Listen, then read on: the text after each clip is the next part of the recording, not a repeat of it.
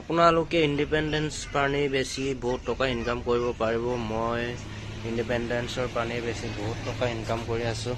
পৰা আপোনালোকে হ'লচেলত লৈ যাব পাৰিব, লগতে সেইবিলাকো পাব হ'লচেলত। কোনোবা যদি লাগে যোগাযোগ কৰিব পাৰিব। আছে কফি কাপো পাব, বাতি ডাঙৰ সৰু চব আছে, গিলাচ।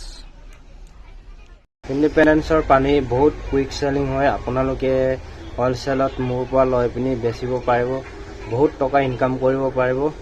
মই এতিয়া মাহত 20-30 হাজাৰমান ইণ্ডিপেণ্ডেন্সৰ পানী বেছি ইনকাম কৰি আছোঁ। আপোনালোকেও এনেকৈ ইনকাম কৰক। আপোনালোকেও মোৰ পৰা হ'লচেলত লৈ পিনি বেচি পিনি বহুত টকা ইনকাম কৰিব পাৰিব। আপোনালোকে মোৰ দোকানলৈ আহক, হ'লচেলত লৈ যাওক, যিমান লাগে ইমানেই পাব। আপোনালোকে 1 কাৰ্টন লাগে যদি 1 কাৰ্টনে পাব।